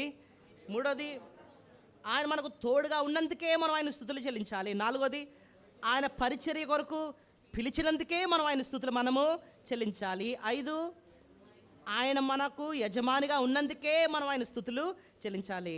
6వది, నిబంధన నెరవేర్చువాడుగా ఉన్నందుకు, అంటే మాట ఇచ్చి నెరవేర్చువాడుగా ఉన్నందుకే మనం మన స్తుతులు చెల్లించాలి. ఎలా చెప్పారండి అంటే ఈ 3వ అధ్యాయం 6వ వచనం చూడండి. మరియు ఆయన, నేను నీ తండ్రి దేవుడను, అబ్రహాము దేవుడను, ఇస్సాకు దేవుడను, యాకోబు దేవుడని చెప్పగా మోషే తన ముఖము కప్పుకొని దేవుని వైపు చూడ వెరచను. ఇక్కడ మోషేతో దేవుడు ఒక మాట అంటున్నాడు, నేను నీ తండ్రి అయిన అబ్రహాము దేవుడను, ఇస్సాకు దేవుడను. ఈ సీక్వెన్స్ ఎందుకు వాడాడండి? వారి పితరుల పేర్లు ఎందుకు ఎత్తాడు? అబ్రహాము దేవుడు, ఇస్సాకు దేవుడు, యాకోబు దేవుడు. ఈ పితరుల పేర్లు ఎందుకు ఎత్తాడు అంటే దానికి ఒక కారణం ఉంది. ఏంటో తెలుసా? మీరు ఇదే కాంటెక్స్ట్లో కొంచెం పైకి వెళ్ళి 24-25 వచనాలు చూడండి. 2వ అధ్యాయం 24-25. 2వ అధ్యాయం. కాగా దేవుడు వారి మూలుగలను విని అబ్రహాము, ఇస్సాకు, యాకోబులతో తాను చేసిన నిబంధనను, అది పాయింట్, అబ్రహాము, ఇస్సాకు, యాకోబులతో తాను చేసిన ఏంటి? నిబంధన జ్ఞాపకము చేసి. అంటే అర్థం ఏంటి? నిబంధన అంటే ఏంటి అర్థం? నిబంధన చేశారంటే ప్రామిస్. అంటే అబ్రహాముకు ప్రామిస్ చేశాను, ఏవని? నీ పుట్టిన వారిని నేను ఆశీర్వదిస్తాను, వారికి దేవుడుగా ఉంటాను, వారిని నేను విడిచిపెట్టను. ఇది నిత్య నిబంధన. ఎలాంటి నిబంధన అంటే ఇది? నిత్య నిబంధన. అంటే వాళ్ళు మారిపోయినా నేను మాత్రం మారను, వాళ్ళ ప్రేమ మారిపోయినా నాకు వారి పట్ల ఉన్న ప్రేమ మాత్రం మారదు. శాశ్వతమైన ప్రేమతో నేను వారిని ప్రేమిస్తాను. అబ్రహాంతో చేశాడు, తర్వాత ఇస్సాకుతో చేశాడు, యాకోబుతో చేశాడు. వాళ్ళు చనిపోయారు. ఇప్పుడు వాళ్ళకి చేసిన వాగ్దానాన్ని దేవుడు వీళ్ళ జీవితంలో ఏం చేస్తున్నాడు? నెరవేరుస్తున్నాడు. అంటే నిబంధన నెరవేర్చే దేవుడు. ఇప్పుడు అది ఇశ్రాయేల్తో ఆ వాగ్దానం చేశాడు అంటున్నారండి. మనతో దేవుడు ఏమన్నా అలాంటి నిత్య నిబంధన చేసినట్టు శాశ్వతమైన ప్రేమతో నేను ప్రేమిస్తాను, ఇది నిత్య నిబంధన అని చెప్పి ఎక్కడన్నా రాసిందండి అంటే 100% ఉంది. హెబ్రీ పత్రిక 13:20 చూడండి. హెబ్రీ పత్రిక, క్రొత్త నిబంధన, క్రైస్తవులతో దేవుడు చేసిన నిబంధన. హెబ్రీ పత్రిక 13వ అధ్యాయము 20వ వచనం. హీబ్రూస్ 13:20 చదవండి. గొర్రెల గొప్ప కాపరి అయిన యేసు అను మన ప్రభువును నిత్యమైన నిబంధన సంబంధమగు రక్తమును బట్టి మృతుల్లో నుండి లేపిన సమాధాన దేవుడు అనుకూలమైనది మనలో జరిగించుచు ప్రతి మంచి విషయంలో తన చిత్త ప్రకారం చేయొచ్చు మిమ్మల్ని సిద్ధపరచును కాక, యేసుక్రీస్తు యోగంలో మహింపును కాక. ఆమేన్. ఇక్కడ క్లియర్గా చూసారా 20వ వచనంలో, గొర్రెల గొప్ప కాపరి అయిన యేసు అను మన ప్రభువును నిత్యమైన నిబంధన సంబంధమగు రక్తమును బట్టి. చాలు. ఎలాంటి నిబంధన మనతో చేశాడట? నిత్యమైన నిబంధన. నిత్యమైన నిబంధన అంటే అర్థం ఏంటి? ఒక ప్రామిస్ చేసాం, ఇది సంవత్సరం నిబంధన కాదు. కొంతమంది 5 ఇయర్స్కి మనం లీజ్ రాసుకుంటాం, లేకపోతే కాగితం రాసుకుంటాం. ఇది దేవుడు ఒక సంవత్సరానికి కాంట్రాక్ట్ రాసాడని కాదు, నిత్యము కాంట్రాక్ట్ అంటే ఇది ఏంటి? ఈ హెబ్రీ పత్రికలో దేవుడు అంటే ఏ రకమైన మాటలు రాసి కిందన ఇది నిత్య నిబంధనలు రాసాడు. కొన్ని వచనాలు చూద్దాము. నిన్ను విడువను ఎడబాయనని ఉంటుంది. ఎక్కడ? 5వ వచనం చదవండి. 13:5. ధనాపేక్ష లేని వారే మీకు కలిగిన వాటితో తృప్తి పొంది ఉండి, నిన్ను ఏమాత్రమును విడువను, నిన్ను ఎడబాయను అని ఏమాత్రము ఎన్నడును ఎడబాయనని ఆయనే చెప్పాను కదా. సో దేవుడు ఒక మాట ఇచ్చాడట, నిన్ను ఎన్నడు విడువను ఎడబాయను అని చెప్పి ఒక మాట ఇచ్చి కింద ఏమంటున్నాడంటే ఇది నిత్య నిబంధన. నిత్య నిబంధన. ఇంకోటి తెలుసా, మనము ఏదన్నా మాట ఇచ్చి రాసి కిందన పెన్తో ఏం చేస్తాం? సంతకం పెడతాం, అంతేనా? ఇక్కడ దేవుడు దేంతో సంతకం పెట్టాడు మీరు చెప్పగలరా? 20వ వచనం చదవాలి. గొర్రెల గొప్పరి కాపరి అని యేసు అను మన ప్రభువును నిత్యమైన నిబంధన సంబంధమగు రక్తమును బట్టి. దేంతో సంతకం పెట్టాడంట? ఆయన రక్తముతో ఏం చేశాడు? సంతకం పెట్టాడంట. ఏంటంటే నిన్ను విడువను ఎడబాయనని చెప్పి. అదండి దేవుడు మనకు చేసిన నిబంధన. ఆయన ఇది రక్త నిబంధన. ఎలాంటి నిబంధన ఇది? దేవుడు నన్ను ఎందుకంటే విడిచిపెట్టడు అని అంటే ఆయన అంటున్నాడు, రక్తంతో నిబంధన చేశాను, నేను మాట ఇచ్చాను, నేను నిన్ను విడువను ఎడబాయను. మనుషులు నిజంగా సంతకం పెట్టేసినా దాన్ని మార్చేస్తారు మనోళ్ళు. ఎందుకంటే నమ్మకం లేదు మనోళ్ళకి. అవసరమైతే ఫోర్జరీ చేసేస్తారు, దొంగ సంతకాలు పెట్టేస్తారనమాట. కానీ దేవుడు అలాంటి వాడు కదా. ఆయన నమ్మదగిన దేవుడు. రక్త నిబంధన చేశాడు, నిన్ను విడువను ఎడబాయను అని చెప్పి. ఇంకా మళ్ళీ 13:6 నీకు సహాయకుడిగా ఉంటానని చెప్పి అని అన్నాడు. చూడండి ఎక్కడ ఉంటుందో. 13:6 చూడండి. కాబట్టి ప్రభువు నాకు సహాయుడు, నేను భయపడను, నరుడు నాకేమీ చేయగలడు. అబ్బా చూసారా, ప్రభు నాకేంటి? ఆయన సహాయకుడు. ఆయన నాకు సహాయం చేస్తాడు. నిజంగా సహాయం చేస్తాడంటే చేస్తాడు. ఎందుకంటే ఆయన చేసింది రక్త నిబంధన చేస్తాడు. ఆయన విడువడు, నన్ను ఎడబాయుడు, నాకు సహాయకుడుగా ఉంటాడు. ఇది నిత్య నిత్య నిబంధన. నిత్య నిబంధన. అసలు ఈ మాటను బట్టే మనం దేవుని ఏం చేయాలి చెప్పండి? స్తుతులు చెల్లించాలండి, స్తుతులు చెల్లించాలి. ఇంకోటండి, నిత్య, ఈ మాటను కొంచెం జాగ్రత్తగా ఆలోచిస్తే, దేవుడు నిత్య నిబంధనలో ఓన్లీ సహాయంగా ఉంటాను, తోడుగా ఉంటానని మాత్రమే కాదు, నిత్యము ఉండేవి మనకి ఇస్తాడట. ఏమిస్తాడు? ఇప్పుడు ఇల్లు ఇచ్చాడు అనుకోండి, ఇది నిత్యం ఉండిపోద్దా? మనకి ఉండదు. కారు ఇచ్చాడు అనుకోండి, నిత్యం ఉండిపోద్దా? ఏమి ఉండదు. ఈ కార్లు, ఇల్లు, బట్టలు, లేకపోతే ధనము, ఇవన్నీ శాశ్వతమైనవి కాదు. ఈ నిత్య నిబంధనలో దేవుడు మనకి ఇచ్చేవి ఏంటంటో తెలుసా? శాశ్వతం ఉండిపోయేవి. ఏంటండి అంటే, హెబ్రీ పత్రికలో ఒకటి ఉంది, హెబ్రీ 5:9 చూడండి. ఏంటది నిత్యం ఉండిపోయేది? హెబ్రీ 5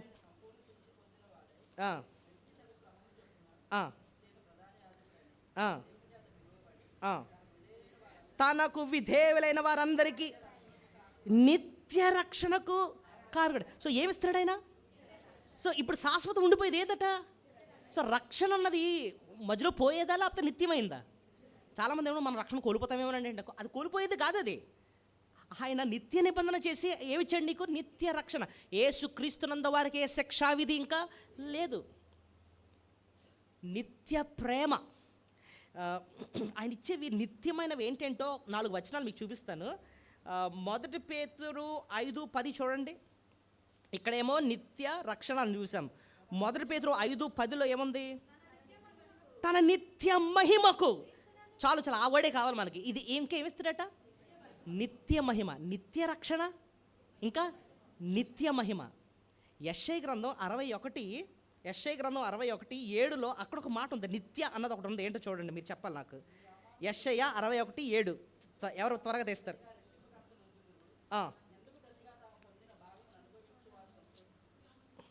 నిత్య ఆనందం అన్న మాట ఉంటుంది, లాస్ట్ లైన్లో ఉందా?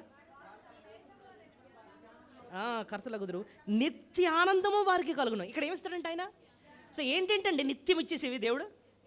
నిత్య రక్షణ, నిత్య మహిమ, నిత్య ఆనందం. ఇంకోటి తెలుసా? 2 దశలోనికే 2:16లో చూడండి, ఇక్కడ ఒకటి నిత్య ఉంటుంది.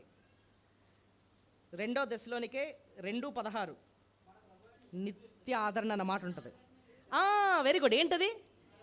నిత్య ఆదరణ. చెప్పండి అన్నమాట మళ్ళొకసారి చెప్పండి. ఏంటేంటి? నిత్య రక్షణ, నిత్య మహిమ, ఇంకా నిత్య ఆనందం, ఇంకా నిత్య ఆదరణ. వండర్ఫుల్. ఇంకోటి, ఇంకొక మాట ఏదంటే నిత్య జీవం. అది ఎక్కడన్నాడు? యోహాను 3:16.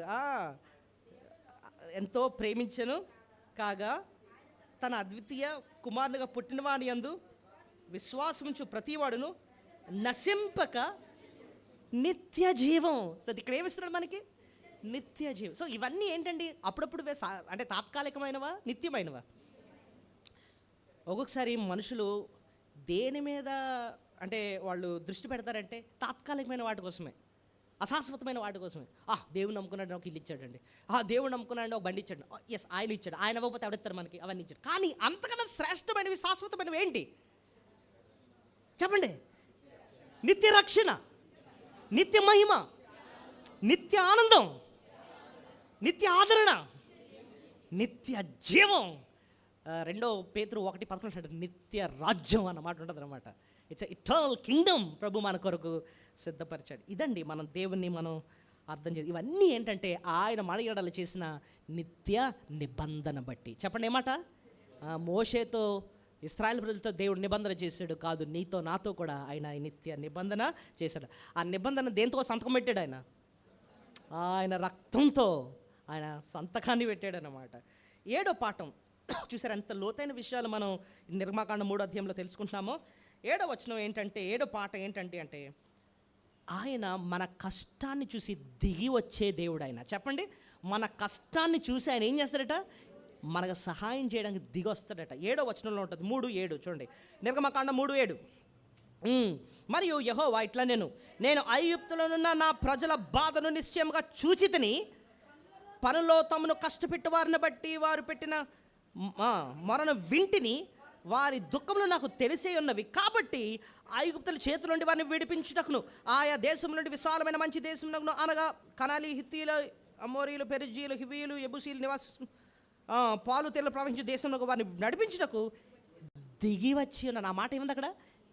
దేవుడు సహాయం చేయడానికి, వారిని ఐగుప్తు దేశం నుంచి విడిపించడానికి ఏం చేశాడు? ఆయన దిగి వచ్చాడు. దేవుడే దిగి వచ్చాడు అనమాట, నీకు సహాయం చేయడానికి. వాళ్ళకి సహాయం, ఇశ్రాయేల్ ప్రజని ఐగుప్తు దేశం నుంచి విడిపించడానికి దిగొచ్చాడు. కానీ నిన్ను నన్ను రక్షించడానికి, దేని నుంచి రక్షించడానికి? మన పాప శిక్ష నుంచి రక్షించడానికి ఆయనే పరలోకం నుంచి దిగి వచ్చాడు. యెషయా గ్రంథం 64:1 మంచి మాట ఉంటుంది, గగనాన్ని చీల్చి దిగొచ్చాడట. చూడండి ఎక్కడ రాసి ఉంటుందంటే, యెషయా గ్రంథం 64:1, ఐజయా 64:1. ఏం చీల్చి వచ్చాడు? గగనమును చీల్చుకొని నీవు దిగి వచ్చును గాక. గగనం అంటే ఏంటండి తెలుగులో? ఆకాశాన్ని, గగనమైన ఆకాశాన్ని ఆయన ఏం చేశాడట? చేర్చడం అంటే ఏంటి? చింపేయడం అనమాట. అంటే పరలోకాన్ని చీల్చి చింపి ఆకాశాన్ని, గగనాన్ని చీల్చుకొని ఆయన ఈ లోకానికి దిగి వచ్చాడు. దేనికోసం? దేనికోసం? నిన్ను నన్ను రక్షించడం కోసం, మన పాపశిక్ష అంతా సిలువలో భరించడం కోసం గగనాన్నే చీల్చి ఆయన దిగి వచ్చాడనమాట. చూడండి, మనం కష్టంలో ఉన్నప్పుడు దేవుడు పైనుండి చూసి అయ్యో పాపం అని చెప్పి ఏదో బాధపడేవాడు కాదు. మంచి సమరయుడు ఏం చేశాడు చెప్పండి? మంచి సమరయుడు, ఇప్పుడు యాజకుడు వెళ్ళాడు, ఆ పక్కన ఒక ఆయన పడి ఉంటే చావు బతుకులు ఉన్నప్పుడు యాజకుడు వెళ్ళాడు, అయ్యో అనుకొని వెళ్ళిపోయాడు, నాకెందుకు వచ్చిందిలే అని. లేవీడు వచ్చాడు, చూసాడా నాకెందుకులే బాబు అని చెప్పి ఈయన వెళ్ళిపోయాడు. సమరయుడు అలా కాదు, ఆయన గాడిద మీద వస్తాడు, గాడిద దిగాడు, తన స్థితి దగ్గరికి వచ్చాడు, తన స్థానానికి దిగొచ్చేసి ఎన్నో పనులు ఉన్నాయి ఆయనకి, అవన్నీ పక్కన పెట్టేశాడు. ఆయన్ని గాయాలు కట్టి, నూనె రాసి, ద్రాక్షరసం పోసి, తన వాహనం మీద ఎక్కించుకొని వెళ్ళి ఆ పుటకను ఇంట్లో పెట్టి 2 దినారాలు ఇచ్చి ఆయనతో రాత్రంతా ఉండి ఉపచారం చేసి, నేను మళ్ళీ వస్తాను, ఏదన్నా ఖర్చు అయితే నాకు చెప్పి నేను మళ్ళీ పెడతానని చెప్పి. ఇవన్నీ ఎందుకు చేశాడండి అంటే అతన్ని కాపాడడానికి కాదు. ఈ మంచి సమరయుడు ఎవరు కాదు, యేసయ్య, యేసు ప్రభు. నిజానికి అదొక కథ మాత్రమే. నిజానికి పరలోకంకి వెళ్ళి మంచి సమరయుడు ఎక్కడున్నాడా అంటే మనకు కనిపించడు, ఎందుకంటే అది ఉపమానం మాత్రమే. కానీ మంచి సమరయుడు ఎవరండి అంటే యేసు ప్రభువే. మన స్థానానికి ఆయన దిగి వచ్చాడు, గగనాన్ని చీల్చుకొని దిగొచ్చాడు, మానవుడికి లోకానికి దిగొచ్చాడు.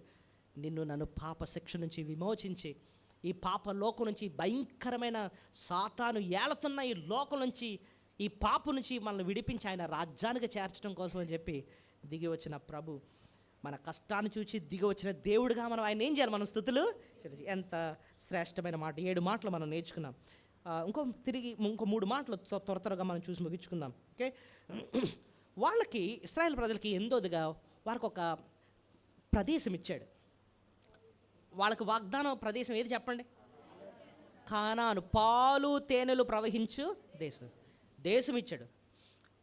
వాళ్ళకి దేశం ఇస్తే మనం ఎందుకు స్తుతించాలండి అని అనొచ్చు. మనకేమన్నా పోనీ ఏదన్నా సెంటు భూమి అని ఇచ్చాడంటే పోనీ స్తుతించాలంటే అర్థం ఉందండి అని.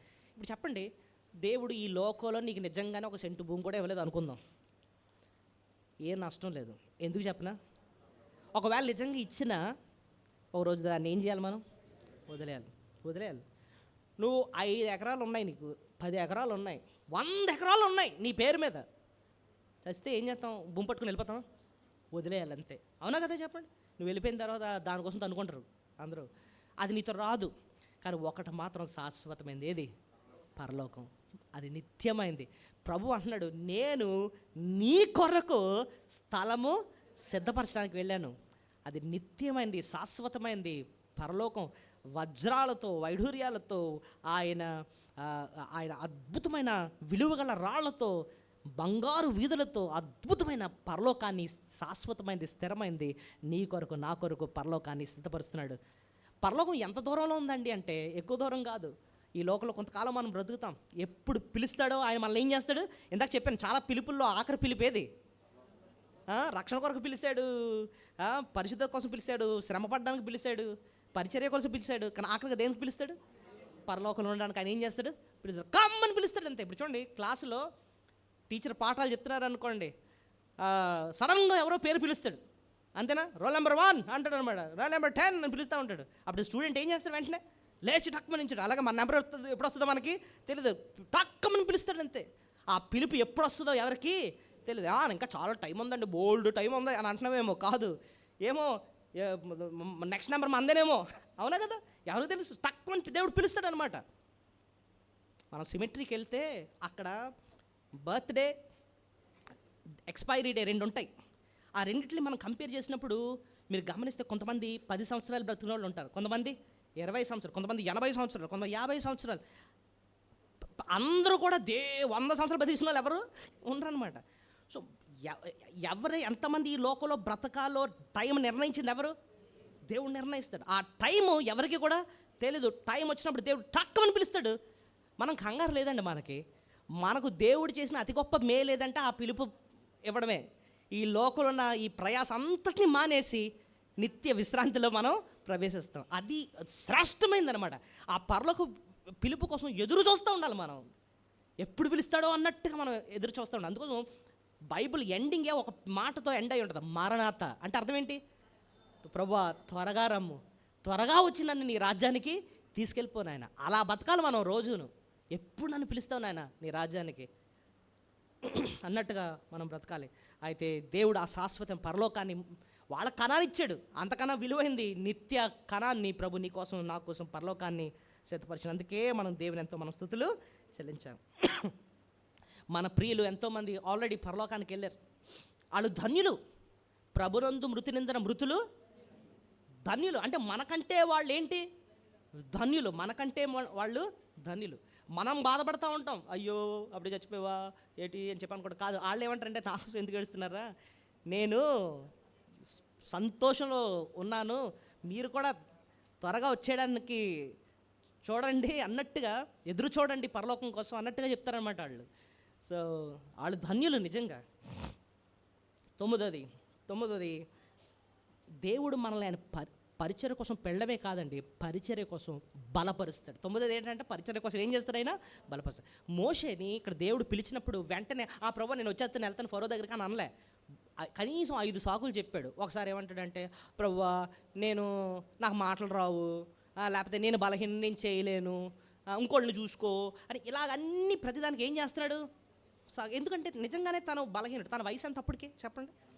80 సంవత్సరాలు వచ్చేసాయి. ముసలోడు అనమాట, రిటైర్మెంట్ ఏజ్. అలాంటప్పుడు దేవుడు మోషేని ఏం చేస్తున్నాడు? పిలుస్తున్నాడు. మోషే రా అని పిలుస్తున్నాడు అనమాట. నేను బలహీనుడిని ఆయన. ఎస్, అసలు మనిషికి నోరిచ్చింది ఎవరు? నాలుగిచ్చింది ఎవరు? నేనే కదా. అక్కడ అంటాడంటే ఆ మాట చూడండి, 4వ అధ్యాయం నిర్గమకాండం 4:12-10.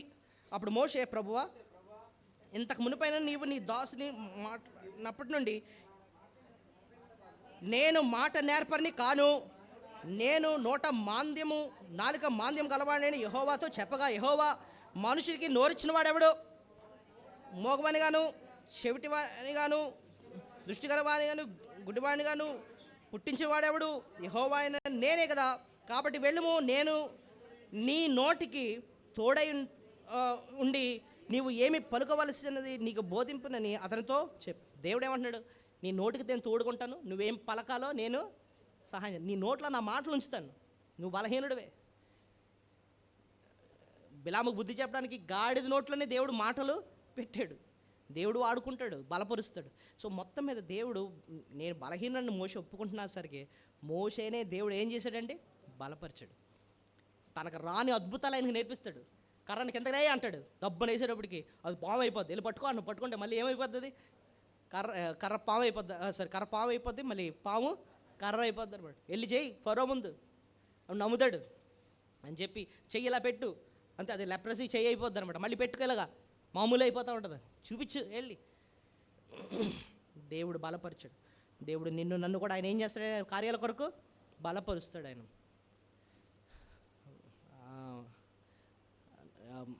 చేపలు పట్టే శిష్యుల్ని ఏమంటాడు? మీరు నన్ను వెంబడించండి, మిమ్మల్ని ఎలా మారుస్తాను? నేను మనుషులు పట్టి జాలరుగా నేను చేస్తాను. మోషేని బలపరిచిన దేవుడు, శిష్యులు బలపరిచిన దేవుడు, ఆయన పని కొరకు నన్ను కూడా ఆయన ఏం చేస్తాడండి?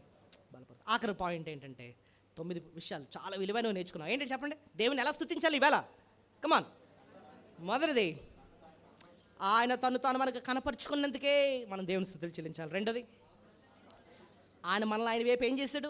ఆకర్షించుకున్నందుకు ఆయన స్తుతించాలి. మూడోది, ఆయన మనకు ఎలా ఉన్నాడు? ఆయన తోడుగా ఉన్నందుకే ఆయన స్తుతించాలి. 4, ఆయన పరిచర్య కొరకు మనల్ని పిలిచినందుకే మనం ఆయన స్తుతులు చెల్లించాలి. 5, ఆయన మన యజమాని కనుక ఆయన మనం స్తుతించాలి. 6, ఆయన నిబంధన నెరవేర్చేవాడు, నిత్య నిబంధన చేశాడు ఆయన, అందుబట్టి నిత్యమైనవి మనకు అనుగ్రహించాడు, అందుబట్టే మనం ఆయన స్తుతులు మనము చెల్లించాలి. 7, మన కష్టాన్ని చూచి దిగొచ్చిన దేవుడు, మనల్ని రక్షించడానికి దిగి వచ్చిన దేవుడు, ఆ సిలువలో ప్రాణం పెట్టడానికి దిగొచ్చిన దేవుడు, గగనాన్ని సహితం చీల్చి దిగొచ్చిన దేవుడు, కాబట్టి ఆయన మన స్తుతులు చెల్లించాలి. 8, వాళ్ళకి కణాన్ని ఇచ్చాడు, కాదు నీకు నాకు ఏమి ఇచ్చాడు? ఆయన పరలోక స్వాస్యాన్ని ఇచ్చినందుకే మనం ఆయన స్తుతులు మనము చెల్లించాలి. 9, పెళ్ళవే కాదు, ఆయన మన పరిచర్య కోసం మనల్ని ఏం చేస్తాడు? ఆయన బలపరుస్తాడు. ఆఖరిగా అండి, మనం ఒకవేళ ఆయనకు లోబడకపోతే మనల్ని క్రమంలో పెడతాడు ఆయన, అందుబట్టే మనం దేవుని ఏం చేయాలి? స్తుతించాలి. ఒకవేళ ఆయనకు లోబడకపోతే, ఆయనకి ఇష్టకరంగా జీవించకపోతే మనల్ని ఏం చేస్తాడు? క్రమంలో పెడతాడు ఆయన, క్రమంలో పెడతాడు. క్రమంలో పెట్టడం అంటే ఏంటి? అక్రమంగా ఉందని మన జీవితం, మన జీవితాన్ని ఏం చేస్తాడు ఆయన? క్రమంలో పెడతాడు. ఆయన లోబడేటట్టు చేస్తాడు, ఆయన లొంగతీస్తాడు అనమాట, లోబడేటట్టు చేస్తాడు. యోనా అవిధేయత చూపిస్తున్నాడు, ఆయన చిత్తానికి లోబట్టలే, నా ఇష్టం వచ్చినట్టు ఉంటానంటున్నాడు. ఆయన చిత్త ప్రకారంగా లొంగేటట్టు దేవుడు చేశాడన్నమాట.